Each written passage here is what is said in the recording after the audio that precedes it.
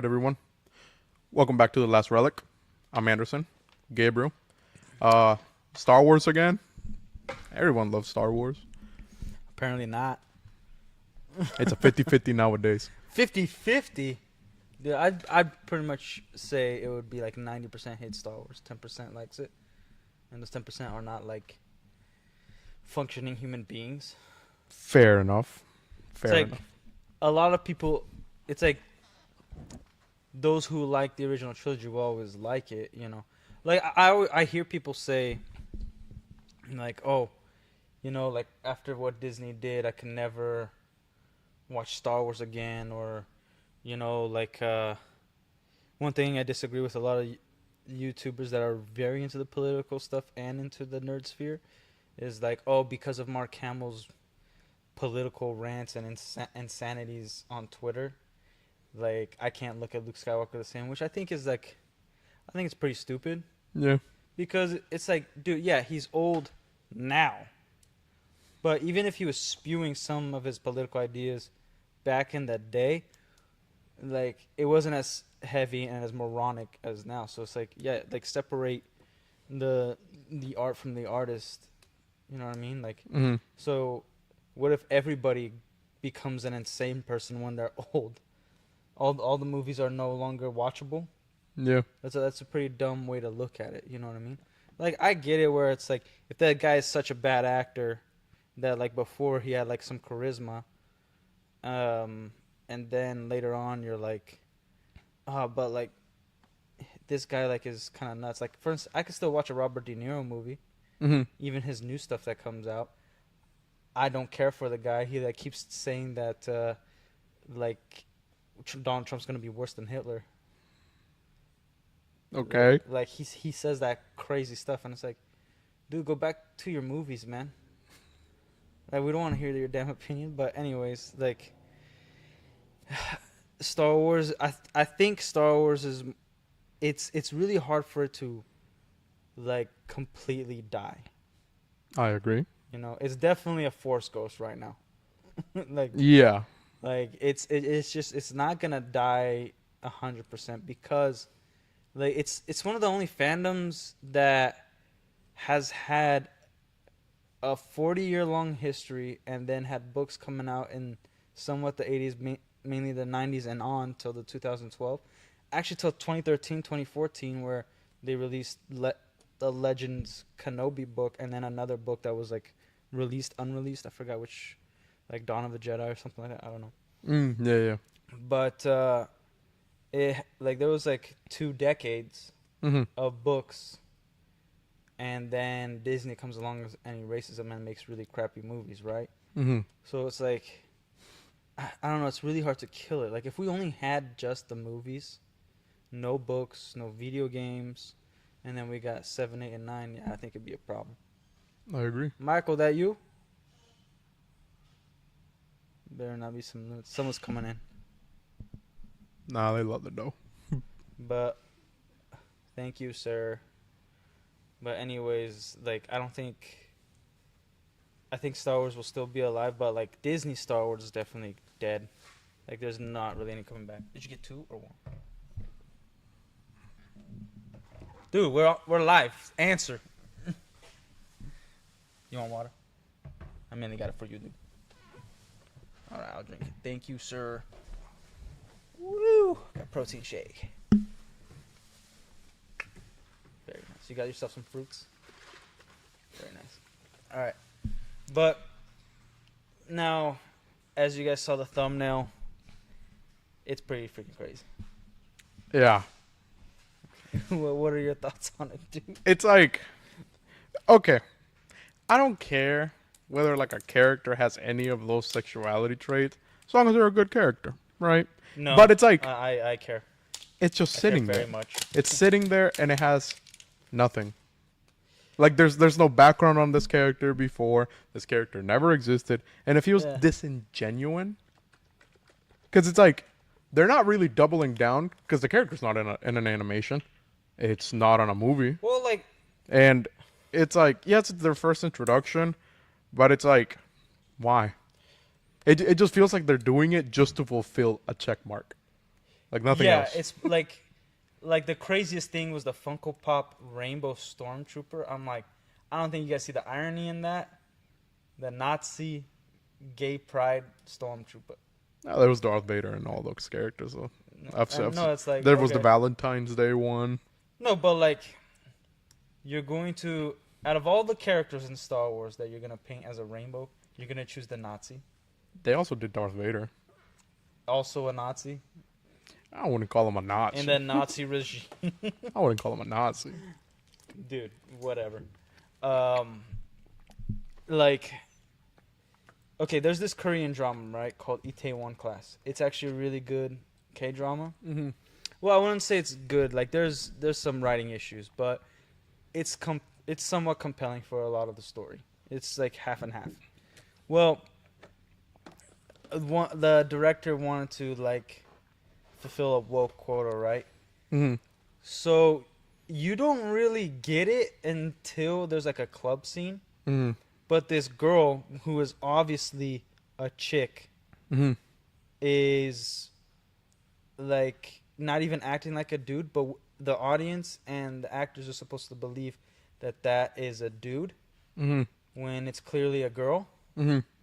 And then they see, and so she's dressing like a guy, Mm-hmm. but you just think it's like a tomboyish chick, Mm-hmm. but still feminine. And then she goes to a club, and they put like the crappiest wig and the crappiest dress, Mm-hmm. and so it's supposed to be like, oh, a dude in a dress, what the hell? And then you're like, why are they shocked? That's a chick. And then you're like, oh, they're trying to do the whole trans thing, Mm-hmm. but they just aren't brave enough to actually put a dude as Mhm. the actor and then transitioning into a chick.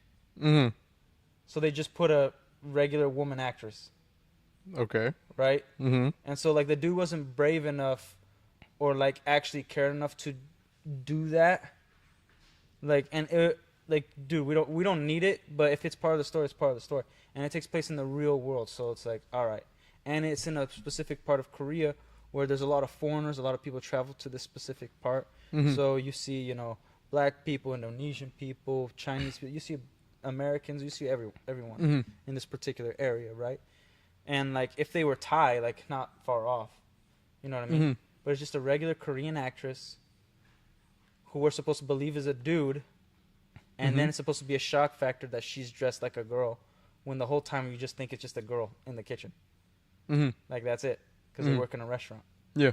So, like, Disney isn't even, they don't even believe in their own messaging enough to be like, oh, we're going to put this like very prominently in something, but they're Mhm. just trying to like fulfill, like you said, fulfill a quota, trying to like here's a fun history lesson.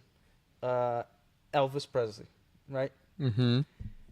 His manager created I Hate Elvis pins so that he could profit off the people who didn't like Elvis and wasn't buying Elvis merchandise. Mm-hmm. So he put a bunch of anti-Elvis stuff out there so he could have both markets. And that's kind of like what Disney's doing. Is like, oh, we got like this other fandom, but like let's make the trans buy also Star Wars stuff too. Mm-hmm. When it's like that's not how this works anymore. Mm-hmm. You know what I mean? And like, let's face it, the trannies aren't buying all that stuff. Like, who's buying the Stormtrooper or Clone Trooper?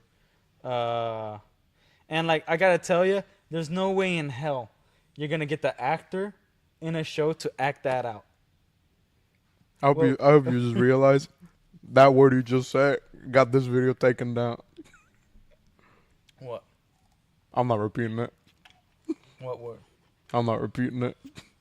I don't say any word. The T word. What did I say? I'm repeating that. Whatever, man. This video is getting another strike to this damn We'll channel. fight it. Well, you can't. What, tranny? Yeah. That's just abbreviation of Not anymore. trans. Man, what the frick is this world coming to? You can't even put nicknames to an actual word. This video's gone. I am so sorry. So like if I say brother, but I say bro instead, I'm getting in trouble for that too. Yeah, you just got this video fucking taken down. You just got this video taken down. Trump's got us. He's like, you can say whatever the hell you want. I don't know about that. You He can it's say gay. whatever. He can say whatever he wants. No, when he was president, he got taken off Twitter. Remember that? Yeah, but not anymore. While Elon he was the owns it. leader of the Was he still in office He was when still he got in taken office off? when it happened. That's how insanely corrupt. Like the newest Joe Rogan podcast with Elon Musk, he like thanked Elon immensely for buying Twitter. He's like, dude, thank you so much, because in all honesty, Twitter was having an extreme amount of influence and power. It was. Over what like I saw high school students, because my sister was getting out of high school, and I saw like kids weren't doing as much sports. Like the boys were starting to get real skinny, and like nobody really had confidence. Like it was like everybody was so careful to kind of be themselves and let out what they say so that they don't get in trouble. Now in ghetto schools, nobody gave a damn. Obviously, you know, they're still like freaking effing in the hallways and doing whatever in elevators, you know, and people putting doo-doo on the walls. Yeah. And people running into high schools and like stealing urinals and stuff. Like that was still happening in ghetto schools. Yeah. Yeah, ripping them off the walls. But you go to a school filled with whites, you know, which is true. This shit's getting taken down so hard, dude. Whatever, man. I'm just talking about the real world. Like, you saw, like, all jokes aside, you saw a school in, like, a middle-class neighborhood. Like, dude, it was weird. They were not, like dudes were scared to talk to girls in high school. Like, because they didn't want to say the wrong thing and get in trouble. You know what I mean? I already said a lot of wrong things in high school. Yeah, but yeah, we know. do we? But Sure. anyways, like it was having that kind of influence on the youth and on people in general. People were losing their jobs for stating opinions. Mm-hmm. Yeah, I remember like that. that was crazy, remember especially in that. Hollywood. But like regular office jobs. Or someone would get mad at you and then call Yeah. your boss and be like, hey, he said Yeah. Like if Yeah. you said something and it got into a YouTube video, like even look, I would say I'm an advocate for free speech. That means I also have to defend the people who want to say the most terrible things ever, because they should have the freedom to say it. You know, I also have the freedom to not support what they're saying, but they should have the freedom to say whatever stupid or genius idea somebody has. We shouldn't police what people think. You know what I mean? So I guess. So it's like if somebody wants to spew hate speech, that's on them. I have the freedom to choose to not listen. Mm-hmm. You know what I mean? So Mm-hmm. so like that's the bad, like I guess the bad side, like you're gonna have to defend like these animals who like people who are racist and they want to spew their racist rhetoric. Like I wouldn't say all that. You ain't got to defend them. you gotta defend their right for free speech. That Because ain't that free speech encompasses all. Like, dude, if you're that's a an gray evil- area for me. If you're an evil person, yeah, you should have the freedom to say whatever evil you want to say, but it's choosing the consequence. You can't choose the consequence. Like you could say it, but there will be a consequence, as in like a consequence to you, not a consequence that like you should lose your job for saying something absolutely insane in the comforts of your own home or on the street. Like if you go to work and you're a freaking welder, like, and you're good at welding, but you have one idea that's insane, like you love communism, and then they're like, oh, you're a communist, we don't want you working with us. Like, this fool isn't a leader of the Communist Party infiltrating the U.S. He's just a welder. He's Isn't- also a communist, Yeah, but so he he's shouldn't still- have a job. But no, he can still have a job. He's in the U.S. No. He's a communist. I'm saying, jokes aside, like whatever, like you're here. say So whatever am you I. He's a communist. He shouldn't have a job. He should be slaving away. Just like his political opinion. No, I agree that he should be in the country that he feels comfortable with. But if he's here and he wants to say his communist ideas, let him say his communist ideas. That's how we have debates. That's how we talk. That's how we like exchange ideas and change for the better. Because nobody has all great ideas. There's gonna be one idea you're gonna say, whether it's business, whether it's political, spiritual, that is gonna suck. Mm-hmm. And so therefore, when you put it out there, maybe you'll have somebody who will help you out. Mm-hmm. Like that one black dude who like went and visited the KKK all the time. He converted like over 100 KKK members, not just regular racist white people who hate other races. He converted KKK members to not be racist because all he did was listen to them, and they exchanged ideas, and they didn't kill him. I was thinking about it like this. You know what I mean? Like Superman, where he's like, Superman? What point do we draw the line of what they can say and what not say? Who, it's like. You might want to talk in the mic. With Mr. He said, like, Superman said, like, was it Superman who said it? What's it the argument in Injustice versus with Was it Mr. Terrific? Injustice? Yeah, it was against Superman. Yeah. Okay. So it When was they're against playing chess. So when Superman is a bad guy at this point, right?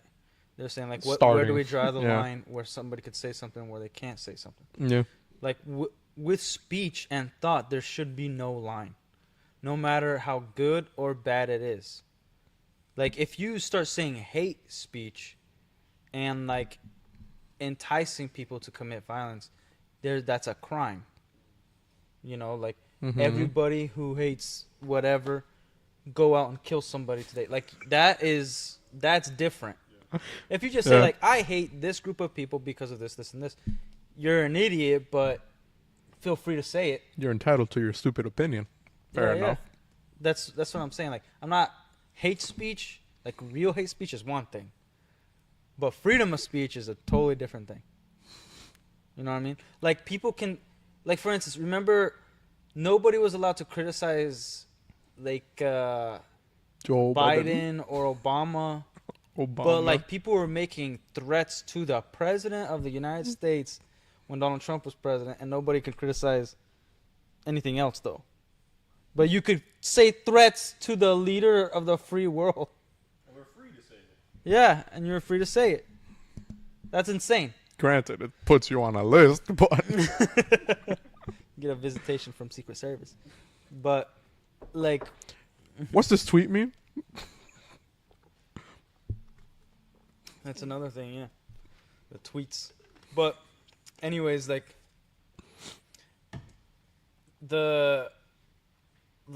it's fine to have an idea. Okay. But you also like the properties that we love, like Star Wars. Like you were saying, you don't really care if there's a character who is gay, trans, whatever. Yeah, as because long I as really the story don't. comes first. I agree if it's a new story and a new property. But when you got a property that's already established, like Star Wars, who George Lucas said, this is made for kids. It represents some of the war, like the Vietnam War. But overall, it's to question spirituality. So in this galaxy, we don't have the same problems as Earth, as us. Problems of sexuality, problems of... So it's like everybody like has, I guess you could say, evolved to... No, like everybody's attracted to the opposite sex. Everybody understands like war and their own religions and spirituality and that kind of stuff. So it's... You take that out of that story, and so then you got more of a contained story to tell. Right? Like, I don't think, for instance, because of the Star Wars purity, I don't think there should be any cussing in Star Wars. We never had cussing until The Mandalorian with Bill Burr. And then they implemented a little bit more, but it just doesn't work because of the dialogue. What do you say? Wise ass. Okay. Because it's like... I wouldn't say that's cursing, but okay. ASS is cursing. It's a curse word. You could say that it's not to you, but it is. It's the vulgar way of saying butt or booty. I don't know about that. I don't You know know, about like- that being a curse Like, dude, word. their slang is like nerf herder and stuff like that. Like they got their own world saying, so then it like takes you out of it.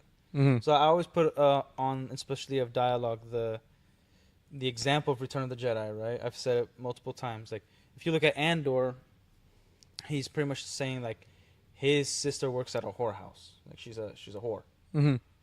and it's a little more explicit than normal, like how Mhm. he says it, which it takes away the magic. Mm-hmm.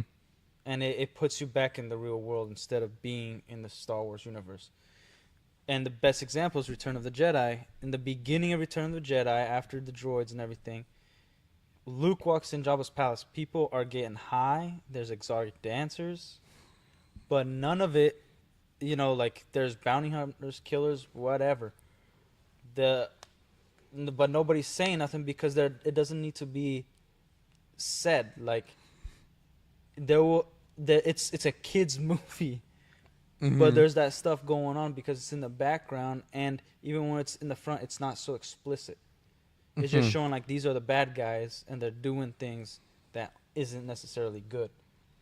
Okay. That's it, and it's show not tell, Mm-hmm. which we get too much tell instead of show. Mm-hmm. Where like people are talking about their feelings instead of showing through acting, the storytelling, the Mhm. scenery, right? Because if you have too much, like, there's parts where you should be explicit. Like Lord of the Rings, I can listen to as many exposition dumps Gandalf says, Mm-hmm. where he's just setting up the next scene.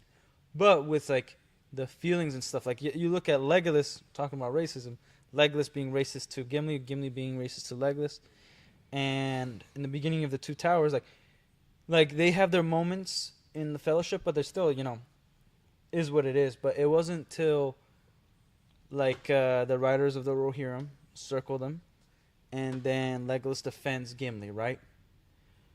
Which through their acting, you're like, all right, this is getting serious, and like even Gimli was surprised, like, hey, whoa. And then you saw the acting, like, hey, there was two hobbits. They're concerned for the hobbits, and in the background, even when the camera pans out, like after he says, like, we left none alive, Legolas puts his arm around Gimli because he knows how he's feeling, even though they do have different ideals and ideas. Mm-hmm. And only till I would say Helm's Deep have they really solidified their friendship. Mm-hmm. You know what I mean? Mm-hmm. So it's like these things that, like, yeah, that arm around Gimli, it says a lot. We don't have to. He doesn't have to say, like, my friend, I know how you're feeling, whatever. Like, he doesn't have to say that. Just put arm around it, and then we got all of that. Mm-hmm. And it's even in the background. It's not even like, it's not the main character that we're watching, which is Aragorn, who's giving the dialogue, Mhm. and Éomer, right? And then they go and, you know, they go through the Fanghorn Forest and all that stuff. But it's the beginning of that truly the beginning of solidifying that friendship in the Two Towers and all. Mm-hmm. And then it's like a complete friendship by Helm's Deep. Yeah. Right? So, Okay. like, that's Star Wars has had this place of it's for kids. Mm-hmm. It has an innocence to it. Yeah. You know, like the grown-up stuff is the spirituality, the right and wrong of murder, and like corruption, Well, yeah, because right? it was written on the basis of, it's, well, what's the word? It's a critique of imperialism, and it's a critique of the United States push into becoming an imperialist force. Mm-hmm. But it's also a story of hope. Yeah. A hope where if you go away from religion, you can be lost. And if you find it again, it can help you. And also, if you involve religion with state, it's a problem. Oh, I'm just talking about like the original. Yeah, that too. Like, That was Like- the Empire didn't believe in a single religion. They even made fun They- of Darth Vader for it. He almost killed Yeah, that yeah, guy yeah. in the office. well, the Empire themselves were their own religion. Like that, like they were so brainwashed that like the Empire was everything. The Emperor Yeah, was everything. it's a cult. Yeah. So like there's the innocence of Star Wars, and also these themes that are heavy and complicated. Mm-hmm. So not that you couldn't have like these individual stories that are complicated with about like love or territory or whatever issues, but it's like you implement sexuality in it, Mm-hmm. and now there's another focus that doesn't really encompass everybody.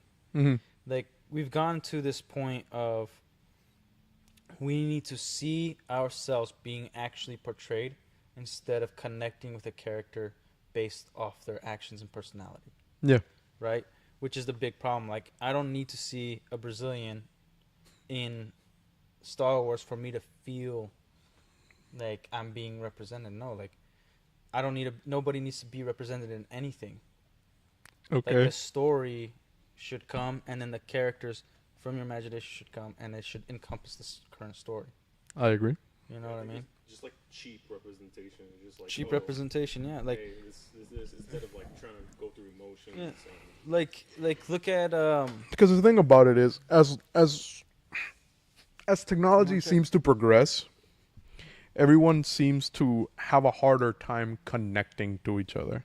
And unless you specifically look like me, think like me, and do stuff like me, I don't really see you in but it. you know what I mean? I think that's more of an American thing and an English country thing. Mm-hmm. Like, I've noticed with like countries that speak mainly English as their language, they have that main issue. Mm-hmm. Like, I was in Korea for like almost a month, last month, and I felt like treated super well. Mm-hmm. Like people, I would go into places and people had no prejudice. They would talk to me in Korean as if I knew Korean. Mm-hmm. Like, they just assume, like, oh, you're in Korea, right? It's a Korean, you speak Korean, and they just talk to me in Korean. And then I would tell them, like, oh, I'm so sorry, and then they would, like, do everything to, like, make sure I'm comfortable and whatnot. Mm-hmm. Like, it didn't matter where I was. Mm-hmm. You know what I mean? Like, they wouldn't just, like, look to the Koreans and start talking. They would, like, just talk to me first. Mm-hmm. And then when I tell them I don't speak Korean, they go about their however they do it. But, like, there was a lot of Indonesian people there. There was a lot of Americans, whatever. Like, there was a lot of different people in Korea, but there wasn't any of this, like prejudice or dirty looks or anything like that. Like, the only time there was some prejudice if they were super overweight and fat. Like, a news crew will come out. Mm-hmm. Like, if you're really big, it's so insane in Korea that's like somebody will call the news station, like, you gotta come check this person out, and they will interview that fat sucker. Yeah, they will. Like, I'm not freaking kidding, dude. Like, when I landed in Atlanta, Georgia, I was like, all these people right here would be in the news. They'd all be famous in Korea. Atlanta, Georgia. Cause like our layover was in Atlanta, and then connection to Orlando. Home of the YNs. There's also a thing with Asia as well, because like they're just super slim. Like how my girlfriend got called a little, she was getting chubby. I'm like, dude, you're all skin and bone. Yeah. There's that, but like over there, what's great is the reason why they're skinny is because their carbs are only at the end. So like, you go to a restaurant, you're eating tons of meat and vegetables, and then when you're practically full, then they'll bring out some rice and some noodles, do whatever, and then you share that. Like, so you're not eating like all these carbs and stuff all the time. So, it's a big difference. What were you gonna say, huh? A few things actually, but I don't think this video needs any more comments of that demeanor before we get taken down again. But you can say trans, right? Yes, that's still a thing. I can't just put the E at the end. That's a problem. Yes, because it's technically now a derogatory term. What about like Transformers? Yeah, just like how overweight is now a derogatory term. How Really? Overweight? now a What about derogatory fat term. bastard? I'm gonna sue my doctor. Exactly. That's what I'm saying. That happened? Somebody sued somebody for saying you're Things overweight? are getting like out of hand with that too. Well, I think we could say fat bastard because we could be like, we were talking about Austin Powers. I don't The know. character's name is Fat Bastard. Well, true. That is true. And so like, if we get like a strike, we're like, Damn, these guys really love talking about Austin Powers. it's like every video. The fat bastards. But yeah, like, in Brazil, even though we copy the U.S. even on its crap, we nobody really cares because, again, second world country. And did you paint your nails, fool? Huh? No, it's protective coat because they keep chipping. Okay. Yay. Like everybody in there in Brazil is mixed. Black, Japanese, Korean, and like it's just everybody has something. You know what I mean? What are you laughing at? Nothing. Continue. Say it, fool. You can't just laugh and like leave the people just. Ooh, I don't know. I can't say that. Sorry, I just made him laugh. Yeah. What are you gonna say? Everybody's a mutt? Was that it? No. But yeah, like we just don't care Mm-hmm. because you're a person. That's it. Unless you're a police officer. In Brazil, Yeah. not really. So they just beat everybody equally. They do actually, yeah. Yeah. Here they're all nerds. Come on.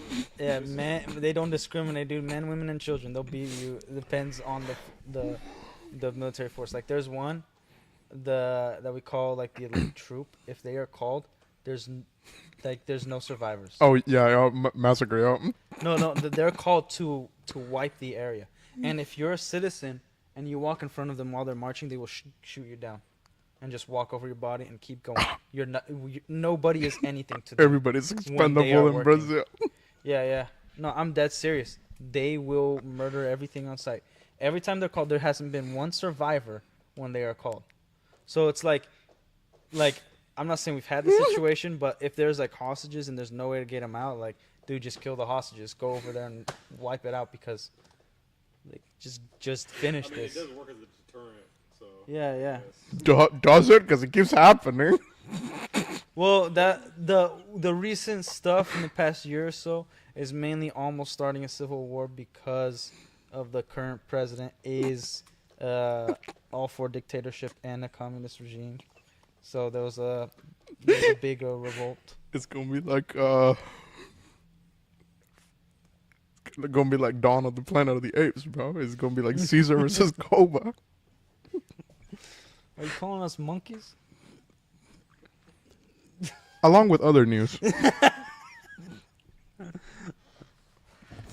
Speaking No. of monkeys.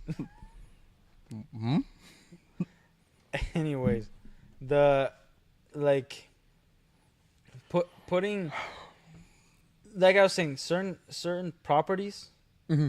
you gotta leave it as it is. Mm-hmm. Because here's the thing about characters that are like that has some sort of emphasis on their sexuality, Mm-hmm.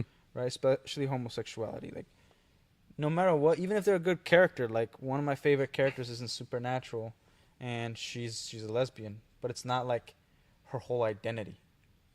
Okay, that's what I'm saying. And like, yeah, but that's more of like they used it for certain character decisions later on. So like it made sense for the story, but at the same time, I would understand why people can't connect, because in terms of an overall story, Mm-hmm. because she's not the main character. Like if you make the main character of a story homosexual, Mm-hmm. like the reason why it might be difficult is because everybody in the world, regardless of what you are, what you believe in, what you identify as, everybody has to work, be around, come from a man and a woman, and work with a man or a woman. Mm-hmm. Everybody on earth will work with these two different people. And so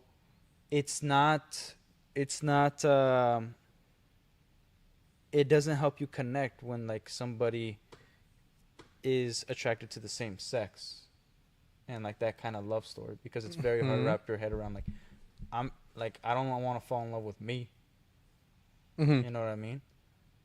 But like I know how my wife is. So, but also there's certain characteristics that women have that are very much only women, and some that men have that are very much only men.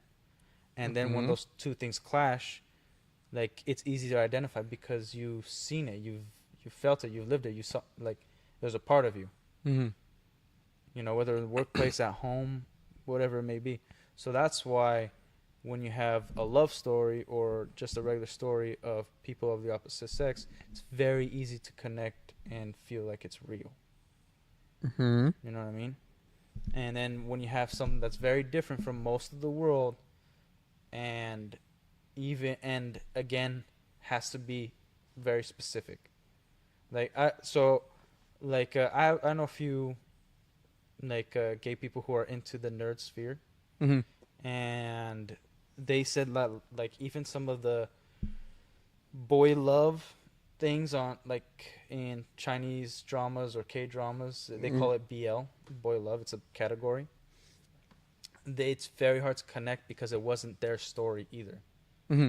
So who gay there believe it or not, there's gay people out there who are based, but they all told me the same thing, who are like down to earth. They're like, hey, look, like we don't even like media gay love stories because like we have our own story and that's very much us, so we can't really connect to that. But then they also have a mother or a sister or an aunt or something. So when they see the clashes between, a fight between a man and a woman, or like the different sharing of ideas, they get it, Okay. you know? Mm-hmm. Just so it's like if you're going to write that story, it does need to very much come from you, and it should be an original thing. Mm-hmm. Like the hijacking of comics of media and then shoving in your own ideology when it didn't have it in the first place, and it's already an established fandom, an established property, that is offensive. Mm-hmm. Like if you like, for instance, Ooh, give me a second to shoot a test. Keep going. yeah, Uh-huh. what's the Zack Snyder garbage space? Rebel Moon. Yeah, so let's say if it was good and there Mhm. were gay characters in it and stuff, nobody would complain Mhm. because it's a brand new thing. Like look at Game of Thrones, gays off the wazoo, and nobody complained. Very prominently, actually. Very prominently. You saw dicks and booty everywhere. And then that Right. one scene with the vagina, very hairy Multiples. vagina. No, the spread one. What? The girl in the cart that was with Okay. The whore? Theon Greyjoy. Theon Greyjoy, yeah, like the first season. Yeah. Okay. Medieval vagina. Did you pause it or something? Like, Yeah. you No, remember it that? shocked That's his me. thumbnail? It shocked me though, for sure. Yeah. You're like, oh, what was that? Because I remember it was 4 a.m, and I was like, Oh yeah, yep. That's I was the like- time it happens. I was like laying down. This was legitimately the week where back to back, bro. I could not sleep. Slept 2-3 hours maybe. Wake up, Game of Thrones. Go to sleep, Game of Thrones. And then I was like half falling asleep, and I was like, whoa, what was that? Whoa, let me zoom that. Let me put that on the big screen. Back up, back it up, back it up real quick. Replay? No, slow motion. Now enhance, zoom. You're an animal. Oh my god. I had to make sure what I was looking at here, man. I was like, no shot. Yeah, well, you see, there's those things, and then like there was parts of it for the story. You know what I mean? Mm-hmm. Like you haven't watched House of the Dragon yet, right? No. Well, one of the main characters marries a gay dude, and it becomes a whole story arc because they tried having sex, but he can't do it because he's a freaking weirdo. But like that was their agreement to fulfill that duty. Mm-hmm. It's like, hey, all we have to do is sire children together and pretend to be a family, but I go off and get with the men I want to be, and you go off and get with the men you want to be. Mm-hmm. Boom. That was their agreement. And he never lived up to that end of the agreement. And so they're both have white hair. So that means for sure their children are going to have white hair, the Targaryens. Mm-hmm. But they have black hair. And so there was always a question if they were bastards or not. Mm-hmm. And if they were sired by somebody else, which the audience will know, but the world really doesn't know, except for some who speak out and then get beheaded for speaking out, stuff like that. So, like and the beheading of somebody or the questioning of this or that, like there was a lot of events that took place that does have an effect at the end of the story or at the end of the season or the end of some arc. Like it has an effect. Mm-hmm. Like, because of this, somebody has to make a specific decision. Yeah. You know, like, so there's a lot of things that happen, Mm-hmm. and it's all part of the story. Like, it was a part of it. Like, you couldn't have the things end up without this kind of part. Yeah. You know, like, you could have had some other, like, betrayal and stuff, but it would make the characters less likable or something like that. It would make them a little more dark instead of a little more innocent. And this was just, like, the lifestyle of others. Mm-hmm. So it was, like, not that I like the whole dudes kissing scenes, but it's, like, it makes sense. It, like, there are talks of love. That's not what mattered. It was more like, why do we have to hide who we are? Like, Mm-hmm. like, this world isn't, like, I hear in this city, it's like, yeah, these are, like, real problems, because, like, remember, like what I said, like, back in the day, people could connect with stories. Mm. I remember there was this me and this dude, we would always talk about, like, comics, and only after I recommended him to watch X-Men 2 Mm-hmm. did I find out that he was gay. Because there's a scene in there where Bobby and the X-Men go to Bobby's Iceman, that they go to their parents' house, and it's kind of, and they're running away from the government, but it's kind of like a coming out Mm-hmm. story, because they tell him that he's a mutant, and then they call it a problem. Like, maybe there's, places to fix this problem. Like, being a mutant is not a problem. So it's, like, in line with, like, usually how people who have news that's bad news that they think is bad news, or it's gonna change their relationship with their parents, very much like it was. And he's like, dude, like, I really felt that scene, and, like, I've never been not accepted by my parents, but I've disappointed my parents. So I understood that scene in my own perspective. Mm-hmm. You know what I mean? And it was a great scene. And we would talk about it, and, like, yeah, like, nobody needs to be gay in that scene Mm-hmm. for somebody to connect with what it was like at the time coming out Mm-hmm. to their parents. You know what I mean? Mm-hmm. So it's like that. Like, that's how we should connect, is to ideas and situations, but not an explicit one that has to mirror what we've been through. So we should connect through shared experiences, even if it's an Yeah, like- explicitly what we went through. Yeah, That's like, what you mean? like, it's like, it doesn't have to be a mirror match Yeah, yeah. of what we've So been like, through, yeah. So similar experience, yeah. and okay, Like, I agree. like, for instance, like, a lot of people have been bullied, but there's different degrees of bullying. Mm-hmm. But the feeling of hopelessness, the first time you getting hit by a dude bigger than you and just getting pounded at school, like, is a feeling that's pretty universal. Mm-hmm. At some point we're gonna feel hopeless for one reason or the other. So, like, yeah, like, for instance, I have one of my siblings, like, used to get stabbed in school. Mm-hmm. I have been cut and hurt and, like, semi-stabbed, like, not to get into details, but I can somewhat connect. I can't connect fully to that kind of trauma, Mm-hmm. but I can still, like, understand the taking away of the innocence and the hopeless feeling that somebody overpowered you and could have ended everything. Yeah. Like, your life, So it's like that. That's heavy, Mm-hmm. but like, we connect to degrees. Yeah. And we have different things that we've gone through. You know what I mean? Mm-hmm. And and, like, sometimes it's funny when people don't understand something. Like I'll give you an example. Devin, his brother, loves Gundam, right? Mm-hmm. That makes sense to him. Mm-hmm. But the X-Men doesn't make sense to him. He's like, oh, I don't get it. Like, why would the government go after the mutants just because they're different? I'm like, dude, the government does that today. Like, you're telling me if the government found out there was superpowered humans around, they wouldn't, like, send somebody to capture them, interview them, see what's going on, and maybe even experiment on them? Yeah. Like, you're telling me that's not a possibility that can ever run through your head? No.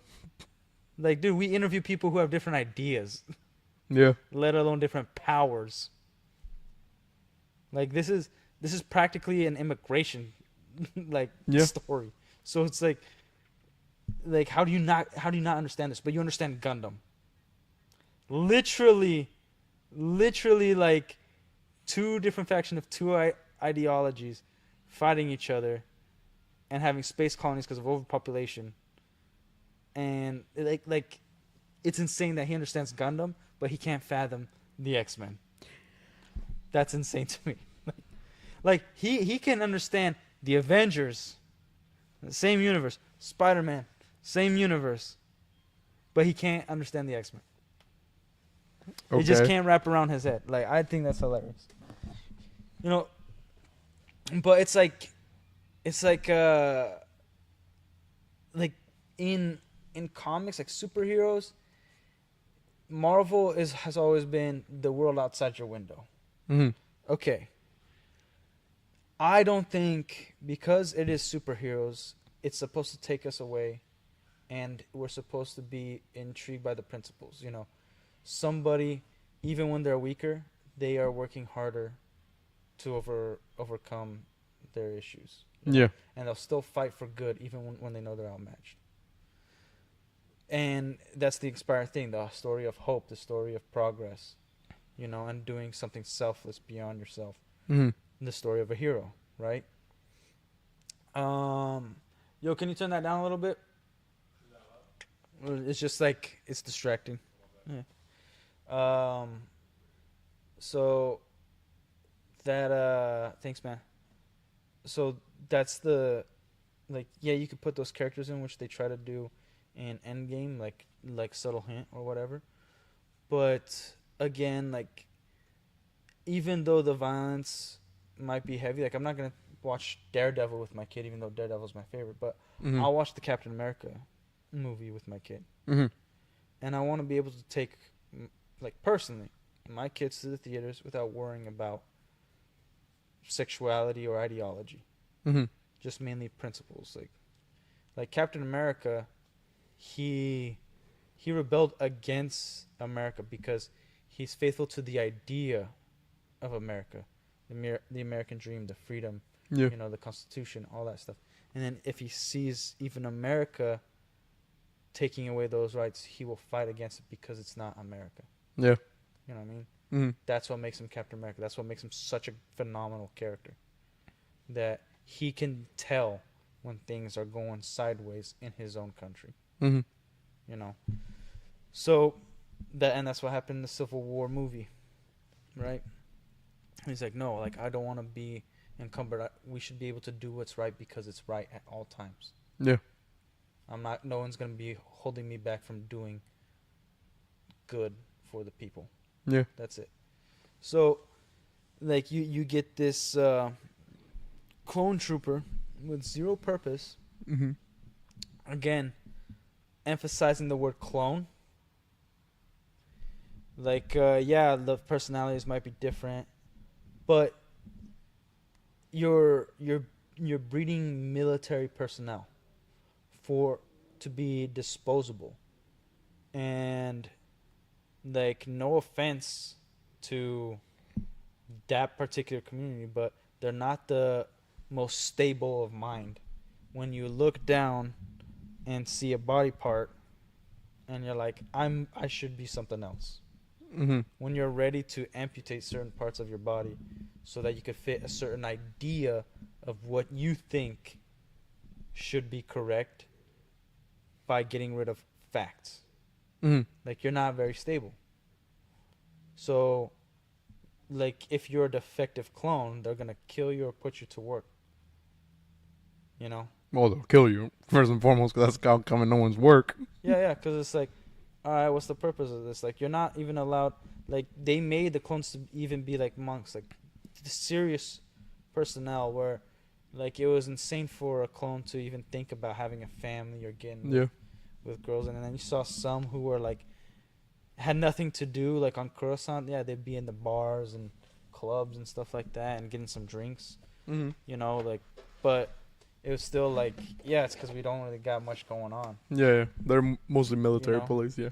And then like you saw some clones that defected because they were tired, and then they kind of were stranded on a planet, but then they fell in love with some girl and started a family. Like when you only have one purpose in life, and then you see happiness and turmoil at the same time, you the last thing on your mind is like, what, like, what's my sexuality? No, it's more like, what is my purpose? Mm-hmm. Well, what comes after this? If the war ends, what's next? Mm-hmm. Those are interesting things for the clone troopers. Those are interesting questions, and like those questions led to some betrayals, as we saw in the Clone Wars. Led to, some people having children, and like, all this stuff that like would make sense. But having this character like this doesn't make sense. Having characters like this in Star Wars, it's too much in the real world where it isn't Star Wars. That's the big problem. Mm-hmm. Like Star Wars is our own world. Yeah. And it should stay in, like, Star Wars universe should stay the Star Wars universe. Mm-hmm. No matter what we believe in, like we both come from two different religions. We're not trying to make the Jedi fit our religion. Mm-hmm. Like we shouldn't put our, like, if I came on as a writer, I shouldn't put my religion in there. Yeah. And being like, oh, there's this planet that believes in this. They go to church every Sunday. They believe in that. Blah blah blah. Mm-hmm. No, like the Star Wars universe needs to, like, you could implement a religion, but you have to make up one Mm-hmm. that maybe has some principles, but overall fits that universe. Like, you can't just put your stuff in there because you feel a certain way about something. Yeah. And again, the intentions of George Lucas, he wanted us to have an opinion of the afterlife of God. Mm-hmm. He didn't care what your opinion was, but part of it was for us to ask that question, to be Mm-hmm. curious about. Yeah. Like, what is right and wrong? What is all this about? Like, is there an afterlife? Like, will we be judged? How, like, people criticize the whole Anakin becoming a Force ghost at the end of Return of the Jedi. Like, man, but he committed mass genocide, and even after Revenge of the Sith, like, he murdered children, all this stuff. Like, can somebody like that be redeemed after doing other than, like, our world sexual acts, rape, and like whatever like that happens here in our real world, which is much worse than what happens in Star Wars? That's like probably the worst thing you can do is murder children. Mm-hmm. And then we see him as a Force ghost. Like for me, it questions like, okay, whatever realm after somebody dies and becomes a Force ghost, that time is different. Mm-hmm. I love like how Gandalf, his exposition dump of when he became Gandalf the White, like, he pretty much states that he was like 3,000 years, even though it was like a few months their time. It's For 3 him. days. That he came back because Gandalf the White? Yeah. It's 3 days. Was it 3 days? Okay, and then he just stayed in Fangorn? Yeah. Yeah. And waited until... Mm-hmm. Yeah, he just spoke with the Ents. Yeah. So yeah, like 3 days equal to like 3,000 years, or maybe more, or maybe less. In our time. So it's like...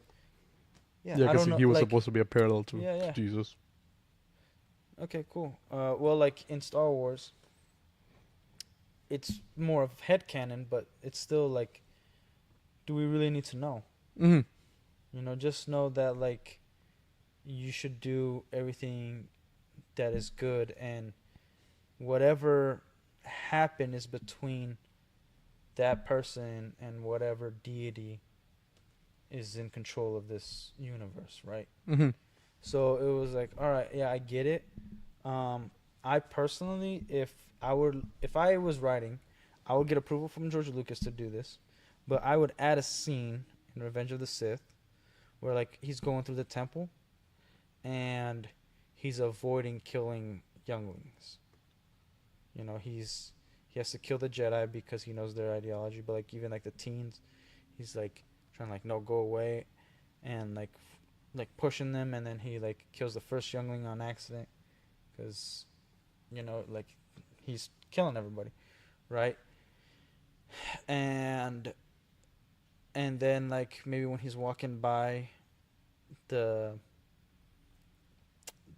room where the younglings are hiding, he passes it, and then Palpatine communicates with him, because Palpatine can do that. He communicates with Anakin while Mace Windu is going to arrest him. He's like, if they kill me, like there's no saving your wife. Mm-hmm.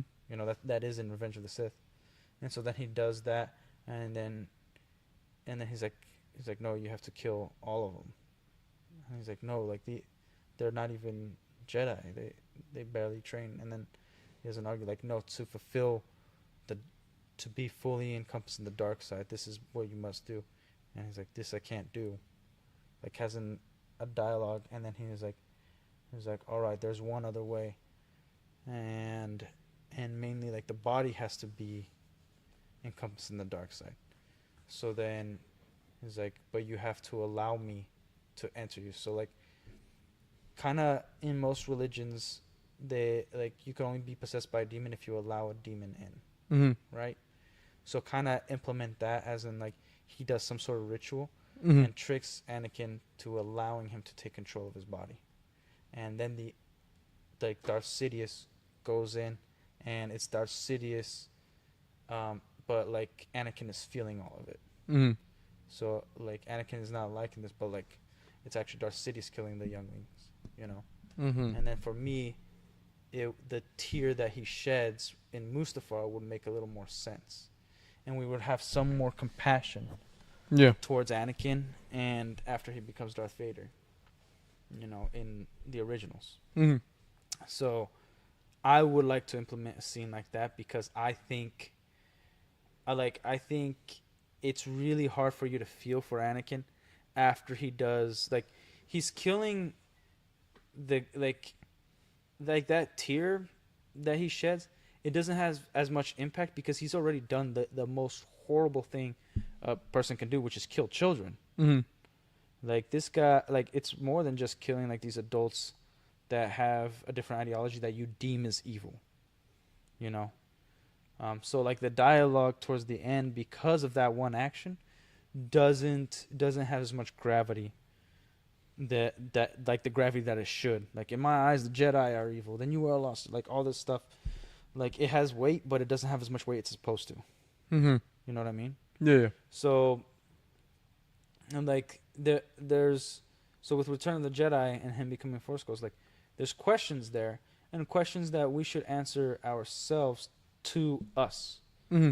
not necessarily get it from Star Wars, but like it makes us think, like, not that like, oh, it's okay to do all these terrible things and you're gonna go to heaven anyways, but it's more like we don't know the end result, and we know that Palpatine isn't a Force Ghost walking around. We know that like Count Dooku isn't a Force Ghost. We know that Darth Maul is like. We know that these guys were almost pure evil or close to it. Definitely Sidious was pure evil. And there is somewhat of a hell. Mm-hmm. You know what I mean? Which actually Han says, I'll see you in hell in Empire Strikes Back. So, And I mean, even if there is or isn't, it's like, I don't know if you've read any of the Vader comics. I don't even know if it's part of the Vader comic, but you know how the Grand Inquisitor dies in Rebels, like at the end of the first season? yeah. You know how he gets trapped, or Vader traps him in that one room, in an eternal damnation, pretty much the entire time. He's like supposed to be suffering, and making up as like a weird Force ghost thing, my Bob, haunting the room. Luke goes in there and takes the lightsaber. That was his or whatever. It was Luke. Because after he loses, Rebels? no, it's in a comic. It's after Rebels. Okay. It's like, how after the duel on Bespin, he loses the lightsaber. He's supposed to get that Jedi Temple guard lightsaber or whatever. Yeah. and the Grand Inquisitor just kind of trapped there.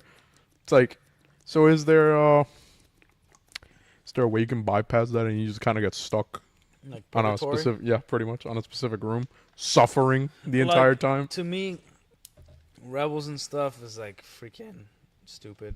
Mm-hmm. Like, I don't really consider that canon. Mm-hmm. But like, I don't consider the episode in Clone Wars canon, the ones where like he meets like the deities. Oh, they're not supposed to be, but yeah. Yeah, like I think that was a really big f up on George Lucas and Dave Filoni's end. Mm-hmm. But like, yeah, like, well, I don't know. I don't know if I think what's important is mainly the question. Mm-hmm. You know, like, yeah, okay, Anakin is saved. You know, he's in what we would consider heaven, I guess. But like, I think the question is like, okay, we know that if you do a lot of bad, yeah, you're definitely not gonna be in heaven. Mm-hmm. But like, the story of Vader is practically nobody's perfect. Yeah. You know, and there is redemption. Mm-hmm. You know, like, even if there's a sliver of good in us, we can make it out the other side. Yeah. You know, like so we shouldn't lose hope. That's what Luke has taught us. Like, we shouldn't lose hope, especially on when we feel good in someone. Like, we should do what we can to help them. Yeah. You know, and if we have the strength in us to help, because like, Luke only truly decided after he was a Jedi. Mm-hmm. Because he was more shocked after Empire. And he's like, Ben, why didn't you tell me? And he was just more like distraught, maybe a little pissed. But after some time and his training, and well, like, he was enough of a Jedi. He wasn't a Jedi yet until he faced Vader, right? But when he felt like he was a Jedi after Jabba's Hutt, and talking to Yoda before he passes away, when he really finds out that Leia's his sister and Vader's his father, he's like, I don't know if I can do that. I can't kill, you know. And then he's like, well, then he's already won. But then he goes and he is determined to be like, you know, I can stop him, Mm-hmm. you know. But then when he meets with him, he's like, I sense the conflict in you. There's still good in you.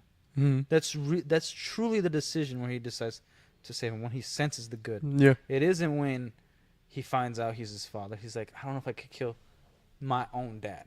Mm-hmm. Like, I think any son would be like, well, like, I heard the stories of Anakin, you know, and you're best friends with Ben Kenobi. Like, what happened?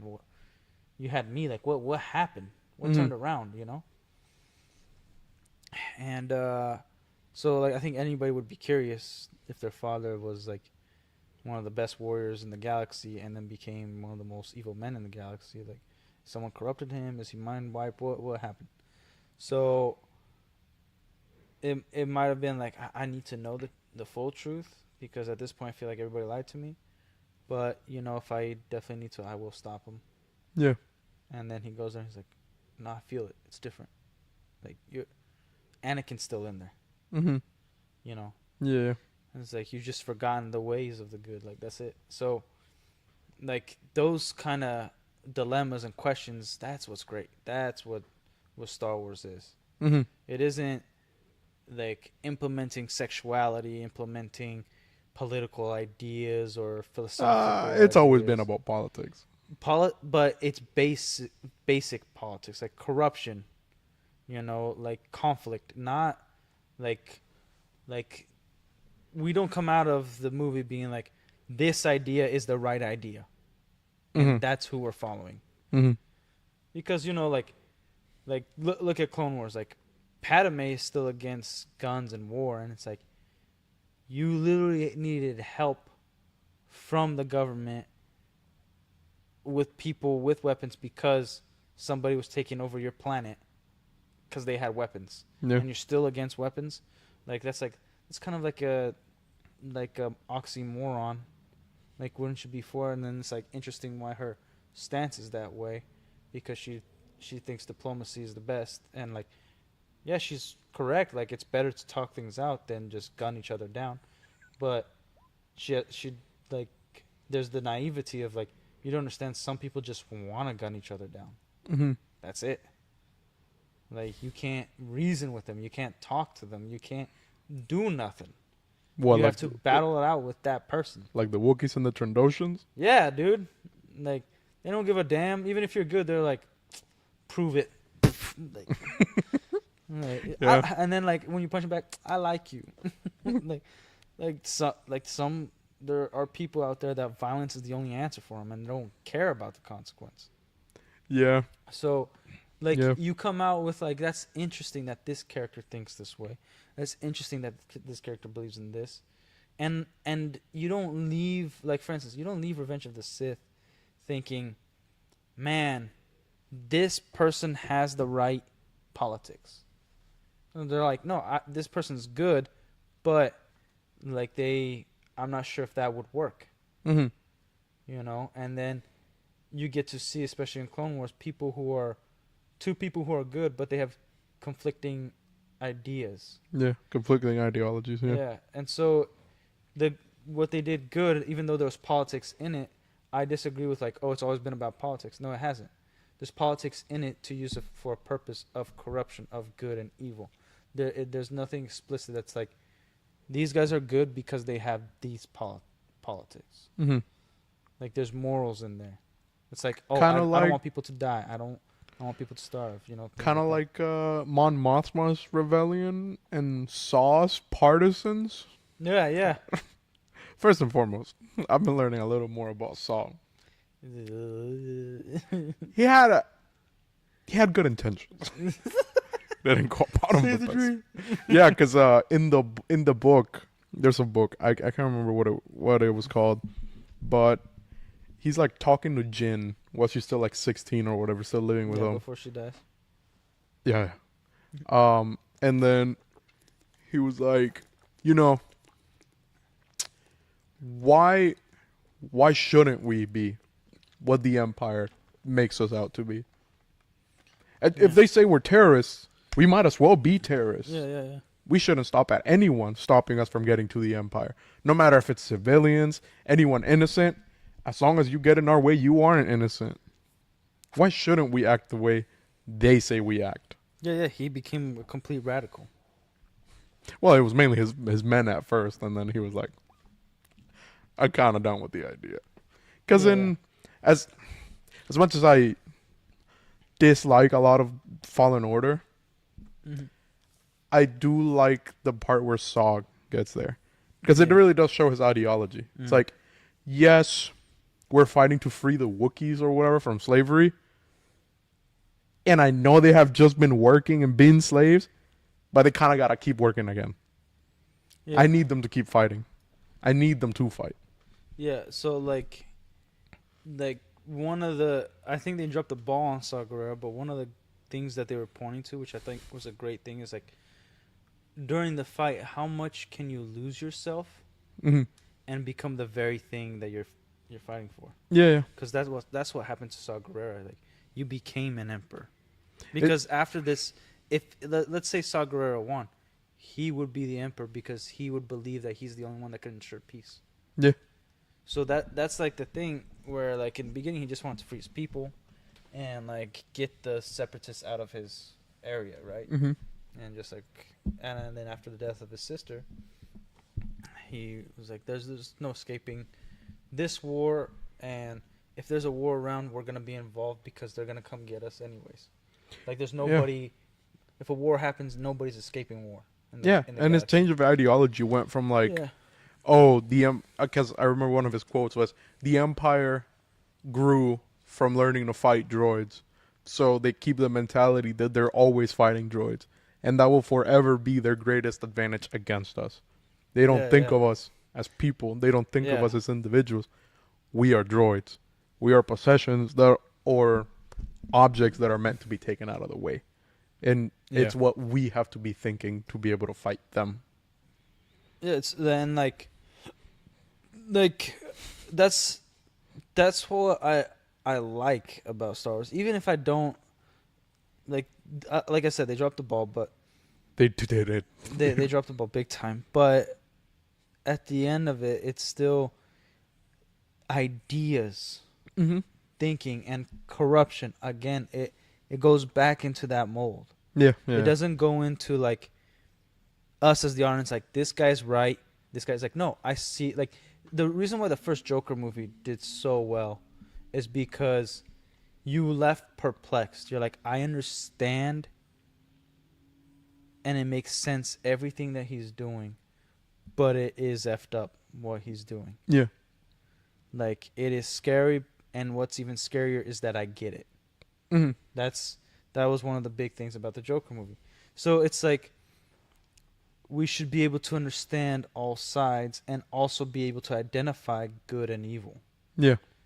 That's what Star Wars was doing. Like we're understanding why somebody thinks this way, not agreeing, not thinking they should think a certain way. Like this person thinks this way. Here's their life experience. Here's what they've gone through.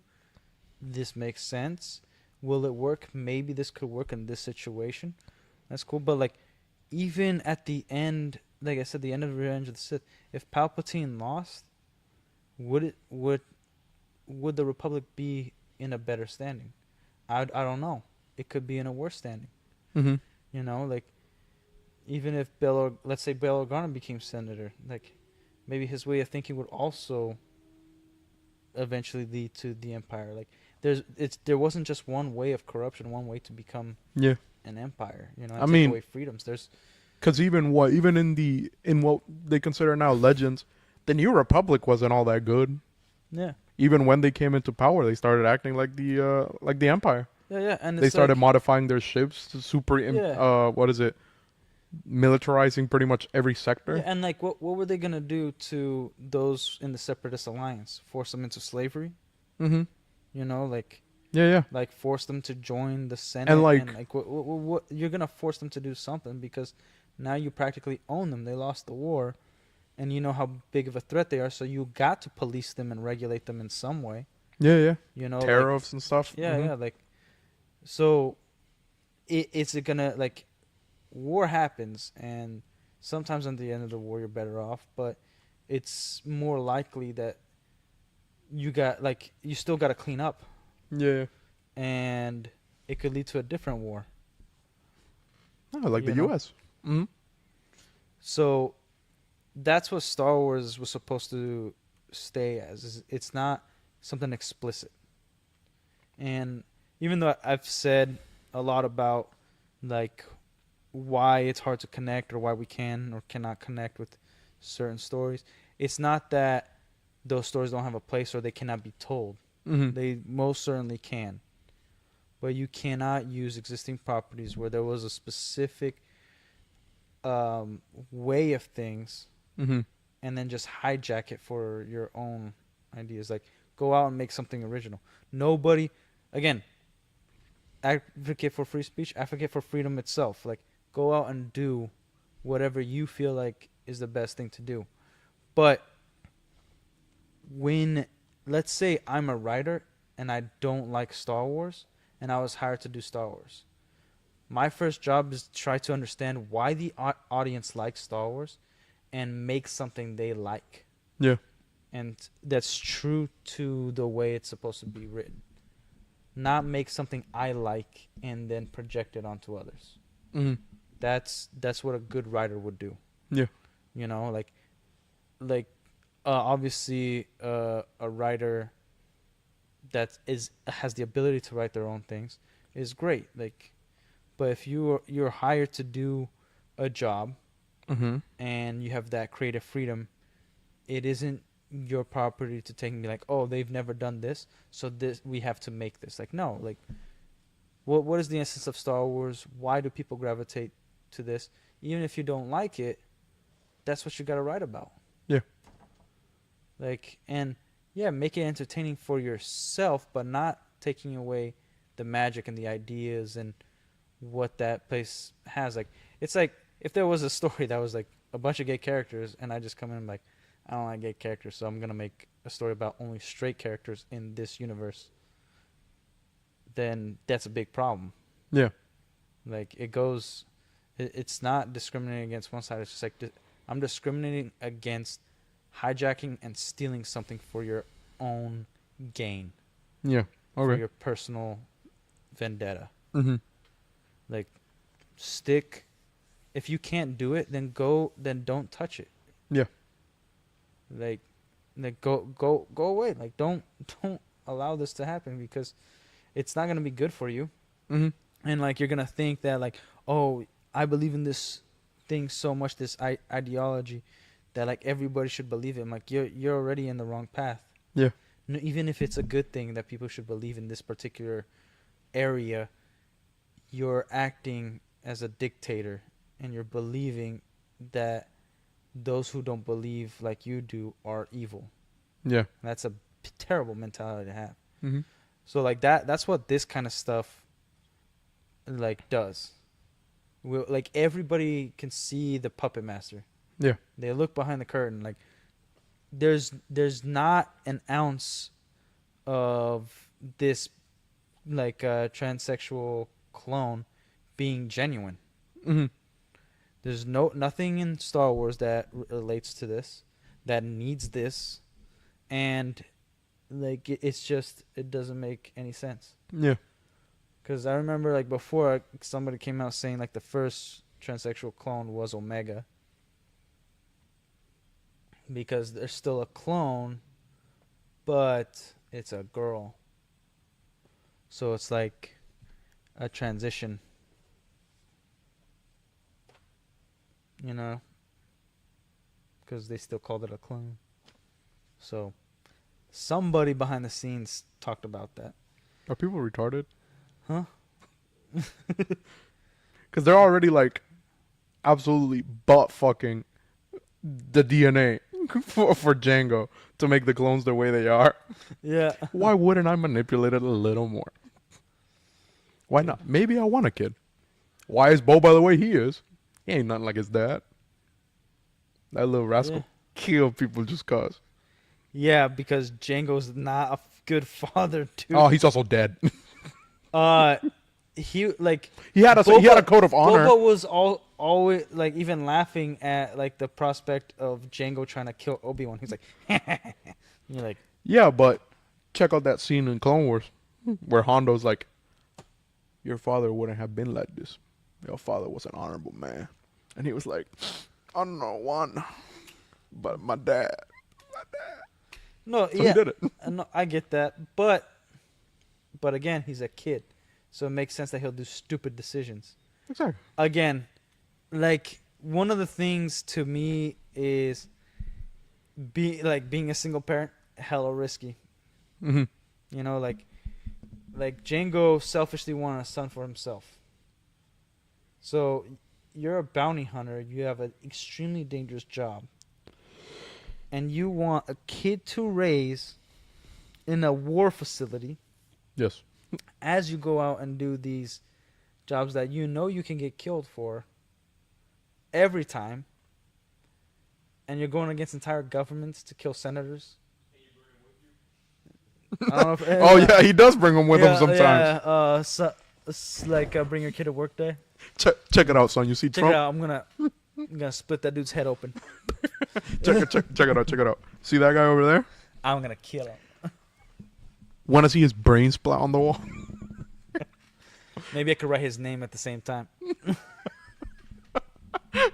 check this out. Check this out. I'm gonna shoot that guy, and I'm gonna hit the other 3 people behind him too. Now check this out. I'm gonna blow that whole building. With what?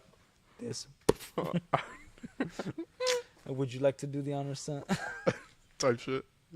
Yeah. Well, like to me, it's like a good tale of like, hey, there should be 2 people taking care of, you know, a mom and a dad taking care of this kid because the dad didn't do a good job. Well, what's up? You need a charger? Yeah. Like, but it's not the first thing I thought about. I just thought about like, this kid's messed up. Yeah. and rightfully so. Like, how are you not gonna be messed up? Like, it's also depressing. It's like you're living in a hospital all the time. Yeah, like Camino looks great for our perspective, but seeing that much white all the time, And it's like, and it's to us that it looks white. To the Kaminoans, it has color. To us, it has no color. nah, I think it's all white. No, because the Kaminoans see in ultraviolet. Not the human though. Exactly. I said to I'm us, I'm it looks talking like about it sucks. Yeah, obviously to Kaminoans, they're building it how they like it. I'm talking about Boba. Like, he probably depressed as hell, and dude, he had to go be training with a bunch of dudes, and like seen girls probably when he goes out with his dad, and been like hormones raging, and be like, where the frick are them chicks at? Like, He was like 12, 10. No, he was like 10 during the Clone Wars. No, was it not 12? later on, he's like 16 when you see him with that buzz cut, Oh, and that well, shitty ass yeah. helmet. Yeah. When he's working with Bosk or whatever. Yeah. Like, it actually would have been kind of like interesting to see him like a girl or whatever in a mission, you know, because it's like yeah, you have this whole goal of revenge and stuff like that, but what other goals do you have?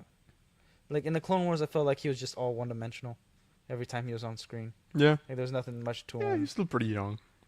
Well, like, you could write a good kid character. I mean, hell, they scrapped like 3 episodes for his character arc in the Clone Wars. Yeah. Because he gets trained by Cad Bane or whatever. Yeah. And I he's thought the I did reason he think got shot Cad in the Bane forehead.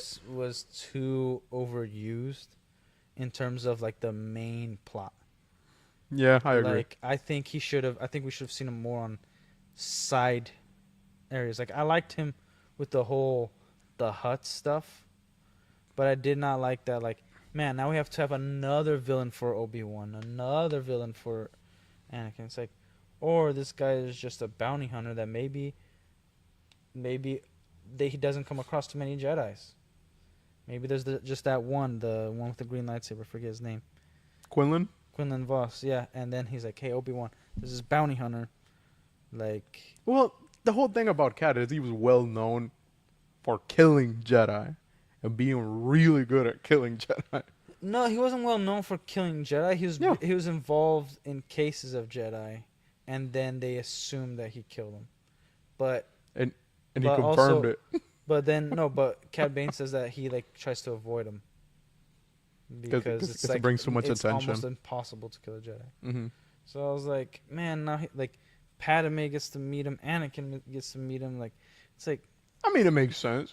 He got paid to blow up a Senate building. yeah. I've seen people blow up Senate buildings But for a lot less. I feel like if he was smart, like as they make him out to be, like he wouldn't show his face there. He would plan that all out exactly as it was, have somebody else go in, because he's like, hey, look, this is a Senate building and it could go sideways, so I'm gonna plan for it to go sideways. Therefore, nobody's gonna know my involvement. That I would have felt a lot better for, because it's Mhm. like, yeah, like it's kind of difficult to to work after this, you know, if it doesn't go perfectly. Mhm. And which he always, and like he states, nothing ever goes according to plan, Yeah. you know. So Also, yeah. how does he keep getting out of jail?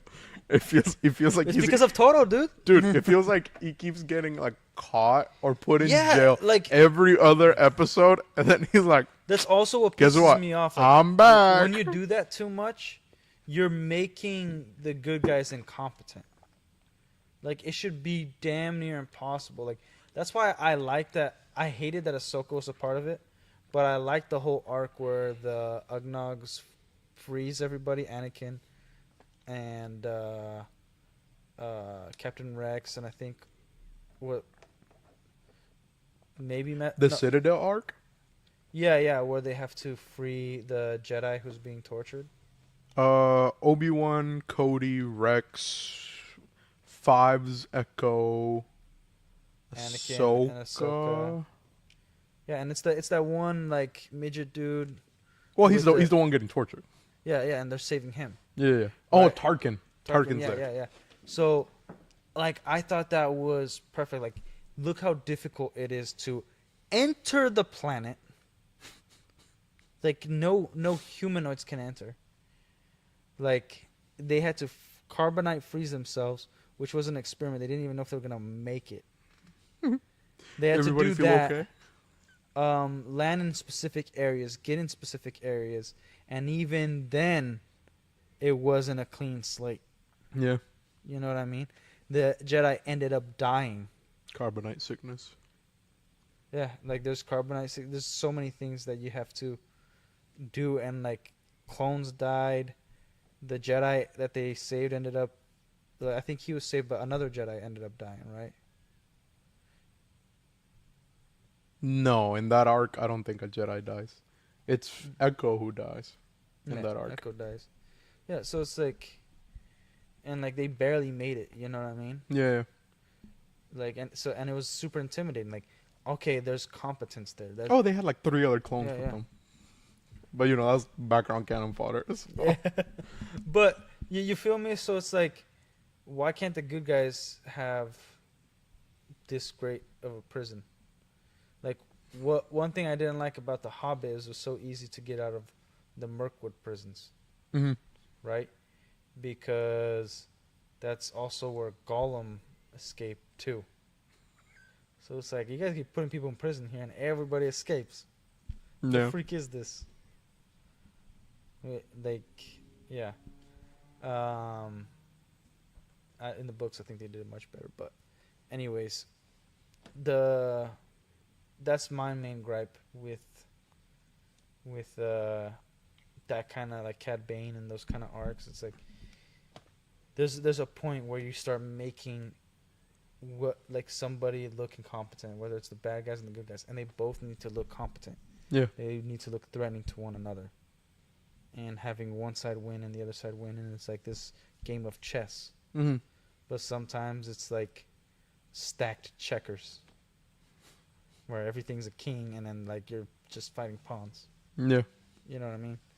So, yeah, like I think, and a lot of shows had that cliche where like the good guys are always getting screwed. They have the worst gear, you know, the worst prison security or whatever. And it's like, no, like it's good to show that sometimes the good guys don't have goodness completely in them, as in like, yeah, the Tarkin? prison guards are freaking ruthless, you know, like these prisons aren't like, they're not fun games. Oh, You like, know, there's what? Like the corruption, you know? Coruscant guard. Whenever Obi-Wan gets thrown in prison, Yeah, pretending to be that other guy.